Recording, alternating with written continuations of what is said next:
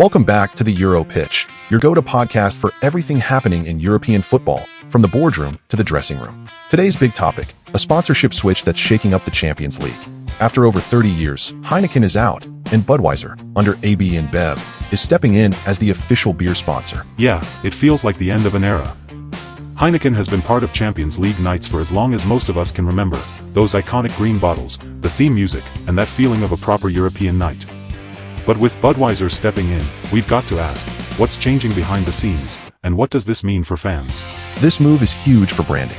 AB InBev, the company behind Budweiser, Stella Artois, and Corona, has been on a global sports sponsorship spree. They're trying to dominate not just beer sales, but the experience of major sports. Think about it. The NFL, the World Cup, now the Champions League. They're connecting all the world's biggest tournaments under their umbrella. And that's exactly what worries fans. Are we heading into an era where football's soul is traded for global marketing? Heineken's connection with European football felt organic, Budweiser, not so much. It feels more American, more commercial, like the game's being rebranded for a global consumer rather than the traditional European fan. True, but it's also about reach. UEFA sees this as expanding their audience. Budweiser has massive penetration in North and South America, which could draw in new fans, new broadcasters, and more money for the clubs. But let's be honest, fans aren't asking for more commercials or new beer brands. They want affordable tickets, better match atmospheres, and fair play on the pitch. If this deal means more ad breaks, more branded content, and more polished marketing, it's just another reminder that football is a product now, not a passion. I get that. But remember, sponsorship money is what fuels development, from player wages to youth academies and stadium upgrades. Without these big deals, UEFA can't sustain the scale of the Champions League.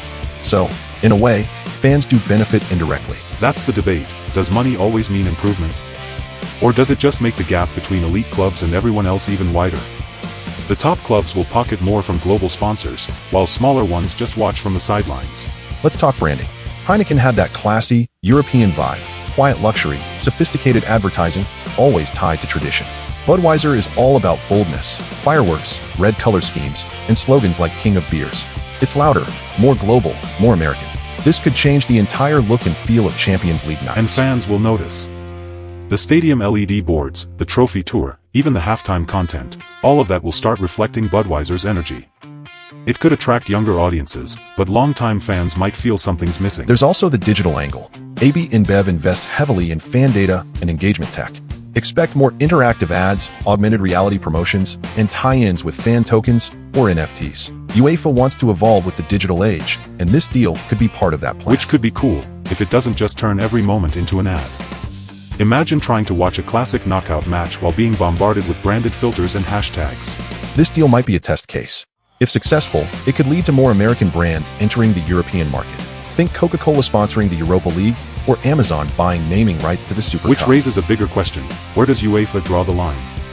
At what point do we say, enough corporate takeover?